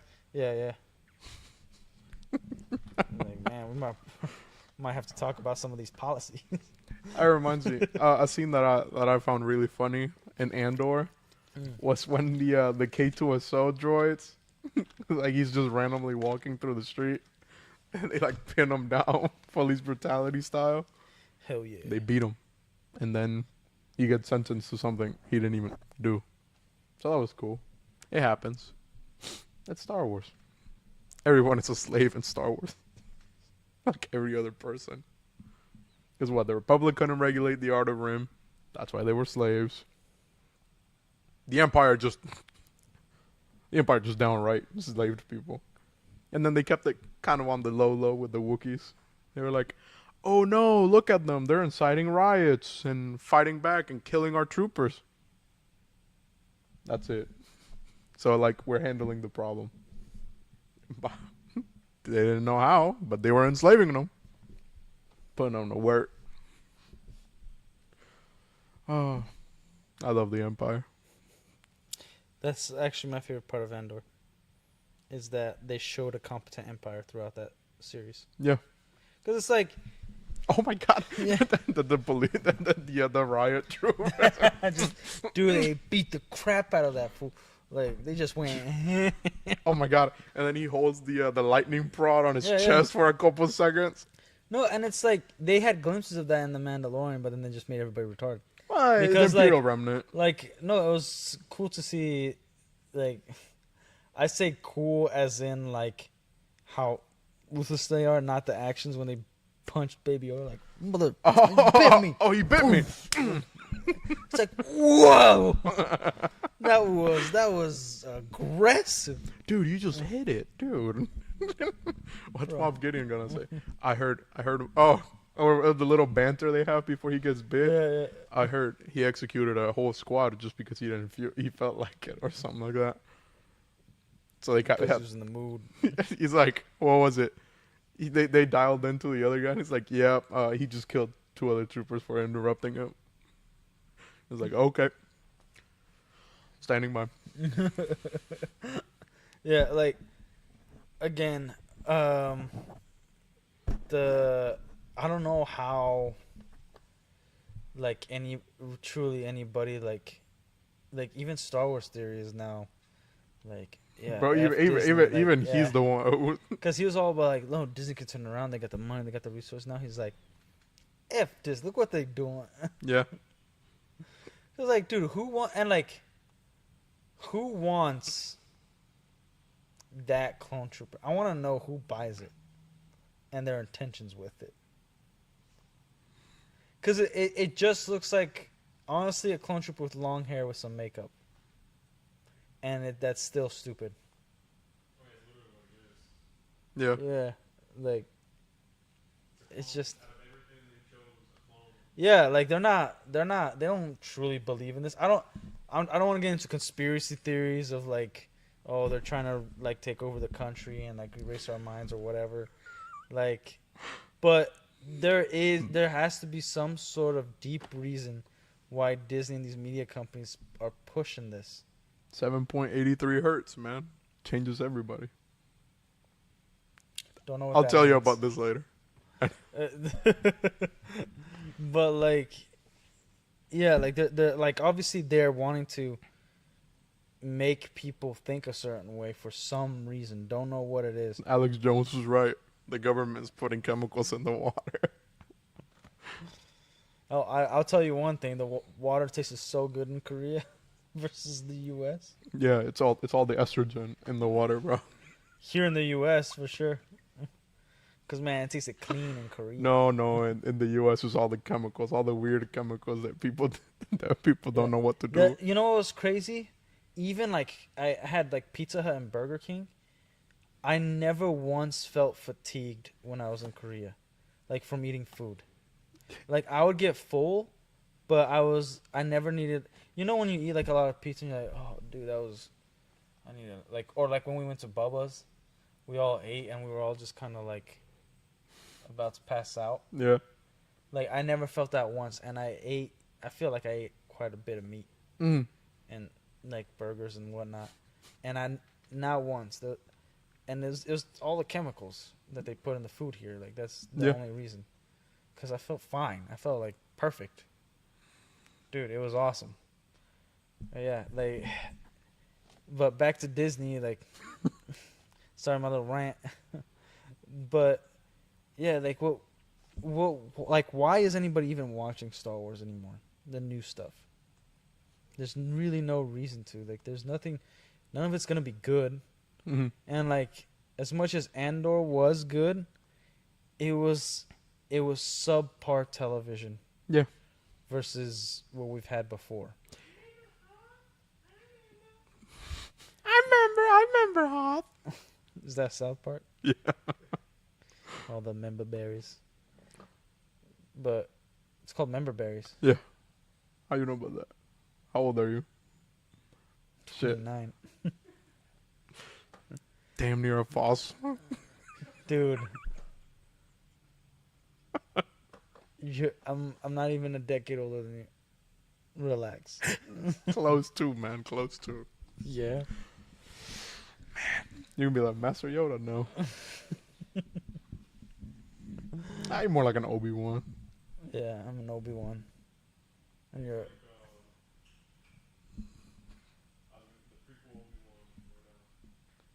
Who's the prequel Obi-Wan? Say you. No, you're already past that age. Prequel Obi-Wan. He said you. I'm like the prequel Obi-Wan? Yeah. Like Or are you too episode 2? old? Yes. Okay, episode 2, yeah, makes sense. Yeah, But you definitely not episode one. You're not Anakin. And ain't nobody say that. I'm just saying because like he'd be 18 in that movie. In number 2. Yeah, he'd be Yeah. like 18. Because he's what? He's 8 in episode 1. So he's what, like 30 something? Wait, Obi-Wan was 18? So No, Obi-Wan was 18 in the first one. Obi-Wan was 18 in the first one, and then he's 28 in the second one. Anakin was 8 in the first one, and it's 10 years later, so he's 18. And then So how old is from he the in Revenge of Clone the Sith? Wars, I think he's around 23 or 25, because the Clone Wars only lasts like what 5 years, Mm-hmm. so he was 23 in Revenge of the Sith. He couldn't have been that young. Yeah, he was 23. I need to fact check that. That doesn't sound too real. Yeah, because Palpatine became a senator on. You were one number off. He was What? 22. He's 22. Yeah. Okay. I personally think the Clone Wars should have gone for longer Damn, he because killed a bunch of that kids. was like a rough 18 years after that for Obi-Wan. It was like Obi-Wan's only like 50 in New Hope, and he looks like freaking 70. Dog. He's aged like milk. Yeah, Yeah. stress. That boy has stress. And like it wouldn't be hard to rewrite it, you know? Like No. the end of Revenge of the Sith is actually like 8 years later from Attack of the Clones. You could Yeah, fit a I little more guess so. story in there, you know? Like there's nothing that cuz they keep it very vague like oh Palpatine's been in office long after he's supposed to have been Yeah. elected or whatever. He's maintaining office or all that stuff. So it's like I think they could rewrite that, but again, like they don't even know how to rewrite current stuff because like what did they do to Kiadi Mundi? They changed his age, how long the species lives, like what the species is, Just for the same character to still end up gunned down.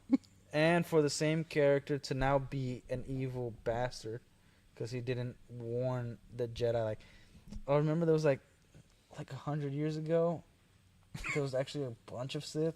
You know when Instead of Yoda 1,000. was around. And then Yoda shows up in the Acolyte and he's like, oh, I knew that too, by the way. And Kiadi Mundi is the one in Phantom Menace that's like, the Sith have not been seen over a millennia. And you're like, nah, fool. That was like 100 years ago. What are you talking A about? millennia? You mean a century ago, you sick bastard? Like, You're having so much goddamn sex. You just can't remember a single thing of it, man. oh yeah, Michael, if you didn't know, Kiadi Mundi's species is like dying out. So he's like one of the only Jedis that are allowed to get married, but also have a polygamous marriage where he's has multiple women and then fathers the children. Yeah, because like the birth rate for males in his species is like extremely low. So he just gotta keep penetrating. He's gotta use that lightsaber. It's true. I'm not saying any lies. I can But- feel my skin. Nah, that's a whole other fisting thing. No, but yeah, like Disney can't even. I don't think they even care enough, to be honest. Like, look at the things they invested in. Like, the budget for the Acolyte was more than the budget of Phantom Menace, and I think the Attack of the Clones combined. That ain't surprising. Everything's like over expensive recently. Dude, for one single show. A single show. Look at Godzilla -1, how great that was. $15 million budget. 15 million. And then you look at Godzilla, the Kong one that we watched, came out same year. That had like a $350 million budget. Okay, but like And like, that shit was goated. I don't Okay, care what F you you. say. What? It was awesome. it was fun. Exactly, that shit was goated. I don't care what you say. It's a popcorn flick. I'm Okay. going in that bitch. I'm seeing the I've monsters. done this more, so I can't really say anything. You should watch it. Epic. Epic. Freaking I hate the phenomenal. main character, by the way, I don't. but I don't. it's a cool movie. I know he's a young guy. I get. It's I a get. bitch. That's what he is. He just didn't All want he to do, commit all he suicide, do is dude. fucking cry. Wah wah. He eventually tried to do his duty and commit suicide, but like he was all All for it. for it to get ruined by a woman. Watch the movie. He doesn't know what the hell he's talking about. I know what the hell I'm talking about. I've rewatched that movie 7 times. He's like the Godzilla master. He is, which is insane. His takes are terrible on this one. The main character is a pretty good character. Shin Godzilla's a little better. It's still boring as fuck though. The majority of Shin Godzilla. Yeah, Godzilla Minus One's a very compelling story. Yeah, like for instance, Paranormal Activity to this day is still the most profitable movie in existence. I think Even though after like the second one, I don't know what the fuck is going on they made after to the like second one. 4 different ones. Yeah. Well, think about it this way: all they had was, I think, an iPod Touch. That's what they filmed with. In the first one. Yeah. The first Paranormal Activity, or like the first iPhone. That's why it was like found footage, whatever. Oh, Paranormal Activity. I think they're talking about Godzilla. I was like, no. No, no. They spent like, I think it was $1,500 or $2,000 in total. Or like the Blair Witch Project. That shit barely costed anything. It was because they No, yeah, kept that camcorder everywhere. But they did I have to show you a 15-minute horror film that somebody put on YouTube. I don't know how long ago, and it is quite good. I'm trying to sleep tonight, bro. I'm sorry. No, I gotta show it. I gotta show it to you. got you. We'll even cut it early. I have to show you guys this. This is insane.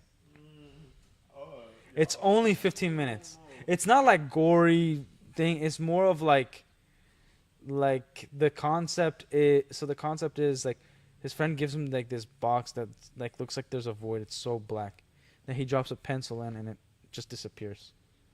He's like, what the freak? And then he like reads the note and he's like, don't look away. It can't move if you're looking. And Holy then- shit, like and the then he Weeping looks at the Angels, box. bro. And then it's just like a dude's head like right here. Just not blinking, just staring at him. And then he's like, him and his girlfriend, like, what the hell? And then he's like, Oh, I know the one you're need to talking know about. What I this know. means. So then they look at each other. Okay, 1, 2, 3. Now look, and then you just see his hands like that on the box. And he's like following. Yeah, him. that And channel, it's like, fucking amazing indie films. dude, 15-minute film.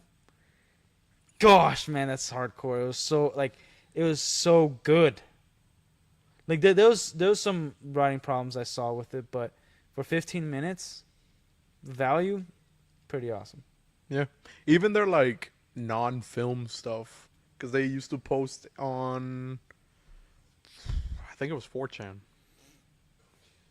I think, You see, but like, but it was like a bunch of written shit, and like, that shit is so fucking extensive. sorry, I can't figure out. Like maybe next time we'll have the name of the channel and whatnot. But like, this is what's great, is like when people have passion for Fan films. what they're doing. No, Yeah. not fan films per se, but like that's what. No, that's what I'm saying. Like, Like, if you look fan at it, films. like Star Wars was a fan film. Like nobody believed in it. George Lucas was like, I want to make this film. Yeah. And I'm a fan of the thing I'm writing, and I believe in it so much that I don't care if nobody's ever seen something like this. I'm gonna do it. Mm-hmm. And then he just does it. Yeah. You know what I mean? Like fan films are just somebody who loves a particular property so much that they want to expand on or do something with it. Mm-hmm. You know, like, and that's what a true fan film is. Not like fan art and fan creations. Those are a bunch of freaks wanting some crazy thing. But All I'm saying is, dude, don't stop, episode 2 stop, Padme. stop. That's all I'm saying. Yep. But yeah, like Star Wars used to have, like Lucasfilm used to have a bunch of passionate people. Like look at the hate of Indiana Jones Crystal Skull got. It's because of the love of Indiana Jones, but it got too much hate, more than it deserved. Yeah. You know what I mean? Because I could still watch that and I'm like, I'm having fun. Mm-hmm. And it's entertaining as hell. Like, I like Shia Is LaBeouf's it- acting in there. Isn't that the only Indiana Jones movie without Nazis? Technically, there's Nazis in it. It's like Soviet remnants. Those aren't Nazis. That damn low down Reds. Yeah, but like it's like later on. Mm. Obviously, like World War II's already over by that Indiana Jones. And then he gets the autograph from Hitler in the movie right after. No, that's the movie before. Is it? Yeah. Raiders of the Lost Ark. I thought it was after. So what comes after that one? Okay, hold on. The Temple of Doom is the first one, right? Mm. And then there's Raiders of the Lost Ark. And what's the third one? Thought that was Crystal Skull. Crystal Skull is the fourth one.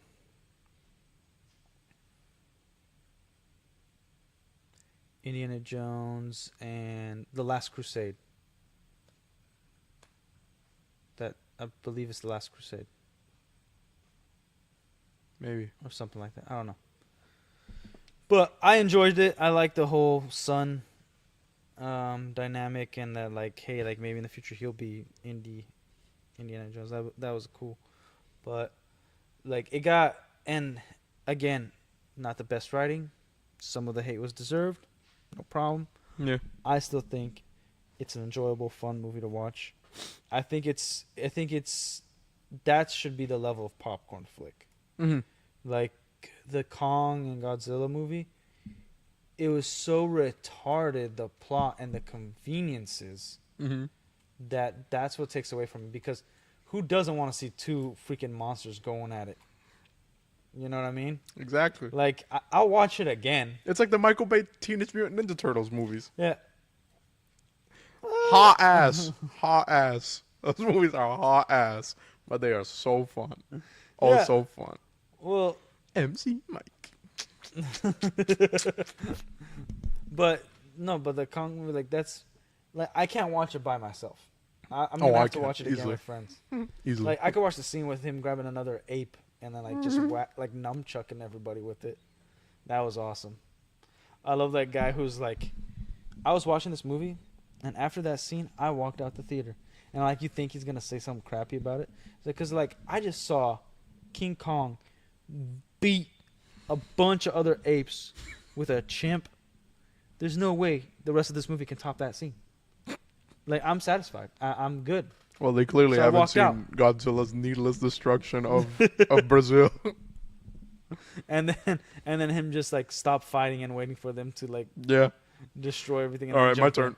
Yeah, or like Kong riding Godzilla. Yeah. You know Godzilla would be pissed if he held on 1 second longer. He'd be like, get the f off me. You kill him right there.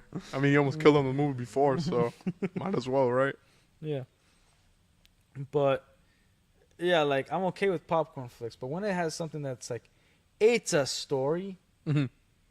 Like, give me the damn story. Mm-hmm.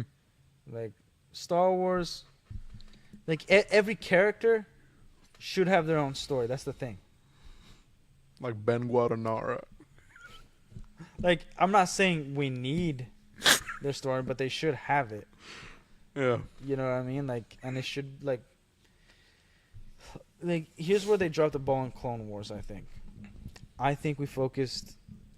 we ended it too early. We focus too much on Ahsoka. Yep, that's a problem. Focused too much on Ahsoka, which, to be honest, wasn't all that bad until season 7. I think it was a terrible decision to bring her back. Yeah. But we could have had more episodes of what was going on with other Jedi. Wait, but I thought it was the Ahsoka and Anakin show. It wasn't supposed to be. It was supposed to be the Anakin show. Kind of. No, it was actually originally supposed to be only about the clones. And then George Lucas was like, no, we should make it like we should have the dynamic of Anakin and Obi-Wan and having them like go through the war because they're like the famous guys, right? Yeah. And it's like, all right, yeah, that makes sense. But The then with moneymaker. episodes without them in it, you know? But it's like, it's all characters we knew. Mace Windu, Yoda, you know, Anakin, Obi-Wan, and a few characters that they expand a little bit on from the movies. Like, they didn't really introduce any new Jedi other than Quinlan Voss. and what's the guy with the 2 double lightsabers? The Punk Crow. Ponkrell. But like he No, died they introduced swiftly. a few Jedi. They introduced a few, but none that like. But like Anakin and Obi-Wan were in the scenes most of the time, with them. You know what I mean? Like we True. didn't get their single missions of them doing something that also helped the Republic, in a different planet or whatever. Like That for one instance- dude from Ryloth with Captain Keeley. Am I gonna die or something like that? I can't remember the name of that guy. Yeah, but then Anakin and Obi-Wan like came to the rescue over there. Yeah, they went over there. no, he dies. He dies Yeah, the as like Jedi the die. ships. Yeah, he Yeah. dies and his clones die as the ships are like finally making it through. Okay. That was cool. Captain Thorne. Yeah, that was cool, but like we could have had more, is what I'm saying. Like Oh yeah, we could have had, like I could always use more. for instance, I like the whole Grievous part where like there's a master and his Padawan's a little more like confident, and then Grievous ends up killing him, and it was like kind of a horror Yeah. film, right? But then again, the whole incompetence thing, they make Grievous a total bitch in the Clone Wars. He's running away from everything all the time, and he like, why are they running into Count Dooku so much, dude? Like, Count Doodle. literally, the Revenge of the Sith line was to say it to Count Dooku from the time they last saw each other in Attack of the Clones. Like, my power has doubled since the last time we met, Count. Like, he says that to Count Dooku. It's like, yeah. And then they did the Clone Wars, and it's like, did you guys not freaking go back and watch the movies? I would have been okay with Count Dooku just killing other Jedi. Well, to be fair, Count Dooku was still beating Anakin's ass most of the time. So Yeah, but I don't. But that's the thing. Like, they shouldn't have met again. He should have been more elusive. Like, how can you come across Count Dooku so many times, and the council know that he's there, and they know if they kill him and Grievous, it ends the war. And at the time, Dooku. So it's like it's a major plot hole. I mean, Obi-Wan does almost kill Grievous on He does, yeah, Ryloth? but Grievous isn't as important right there. It's only after in Revenge of the Sith, like at the end of Clone Wars and Revenge of the Sith, do they realize that they also got to kill Grievous. As long as he's alive, the war hasn't ended. And it's mainly a line for Palpatine to say so the war can keep going, so he could put things in place. What do you mean? Grievous is always a top priority target. He's the general of the droid army. He's a top priority target, but if Count Dooku dies, that's the leader of the Separatists. You're cutting off the head of the snake. But then they know that Darth Sidious is most likely behind it. Mm-hmm. But the Separatists don't know that. So you could still do things if, like, oh, the leader's dead, the war's over, right? Mm-hmm. Now, if they take out Grievous, it makes sense that they have to take out Grievous, but it was for Palpatine to be like, Yeah. because the test for Count Dooku is for him to see if he was power enough to kill what was considered the chosen one. I'm like, if the because regardless, Palpatine, Darth Sidious, like his plan was perfect for whoever is going to be with him, Mm-hmm. because he didn't care. He wanted to see if Count Dooku can still hold his own and go against the top Jedi. Mm-hmm. Anakin and Obi-Wan, right? So he set up the whole kidnapping when Anakin and Obi-Wan are the closest to make sure that they are the ones that go after Palpatine. Yeah. Right? And then if they fought him and Count Dooku won, killed them both, then great. Like, Darth Sidious has truly nothing to oppose him. Mm-hmm. Right? Because he could order 66. He could go out and take out some of the Jedi himself, make sure that everybody's away, and really have no opposition. Because some of the stuff would play out, other than him, the prison scene, maybe Mace Windu would have still been, wouldn't have arrested him, but would have still be able to beat him. But him and Count Dooku together fighting Mace Windu, that wouldn't. Like, I fully believe that as soon as that would happen, if they killed them, they would have crashed the ship. They would have found some way for like somebody to save Senator Palpatine, and then Count Dooku would be hiding in Coruscant until the time of Order 66. Yeah. Right? So that's what I think would have happened if it went the other way. Right?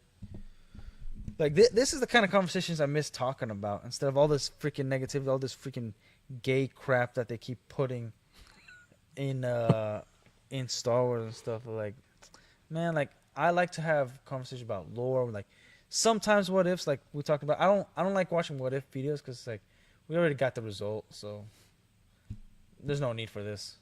You know what I mean? But and like, what if it's just your own personal fan fiction? It's not really. I've never seen one that's like, hey, this character acts like this, so it would make sense for them to go down this path or whatever. If this actually happened, I don't know. I feel like nobody can really do it justice of a what if story. Mm-hmm. You know, but I think it's good to have a million what ifs so that like people can enjoy it, and you know, and you can like it's like an inspiration. Yeah, like go ahead and make your own fan fiction. But like I miss talking about this, like lore and like disagreements with things, not really hatred for things. You know what I mean? Mm-hmm. But yeah, my brother's trying to set up a Battlefront 2 tournament. Why? Because it's awesome. What do you say about Battlefront 2? Just, my brother's like doing like a mini tournament for Battlefront 2. Yeah, but original. Oh, Battlefront 2. Yeah. Like 2005 Battlefront 2 on the Probably PS2. Xbox. I only have it on PS4. You could get it on Xbox One now. You can get it in pretty much every The console. Yeah. new one or- Old one, yeah. Old one. No, I'm saying like the remaster that they put out or the like original. The original one definitely on Xbox. You could buy the original, and you could buy the remaster. You can buy them on all of them. Because I heard the remaster's kind of bad. It sucks dick. Yeah. It's like the worst thing ever. It's just it was supposed to be the original with the server that you could play online, but then you couldn't cross play. You couldn't. Yeah, like, pretty much. They just Yeah. like It was buggy. they didn't polished some of deliver the on graphics, everything yeah. they said they would. They didn't deliver on the things that actually mattered. I also Mhm. heard that they inflated like the space it took, even though like. wasn't Pretty actually much. big. Yeah. Yeah, because even playing the original one with the mod for PC that upgrades the graphics, still weighs less than the new one. Yeah. So, but anyways, we're gonna talk about next time about like what was the most likely outcome, especially since media was so influenced by people's ideologies when Donald Trump was president previously. Like every movie had some sort of damn political message or sexual innuendo or something like that. You know what I mean? And so next time we'll be talking about that stuff, and Star Wars will definitely be another topic in the forefront. But Yep. yeah, like that's all I got for today. Like that clone thing pissed me off, and it's just like there's no reason for it to exist ever. Like it ain't doing nothing for nobody, So remember. even the freaks. So remember, if you want to see change, make it yourself. And then we'll see you guys tomorrow. Talking about a bomb?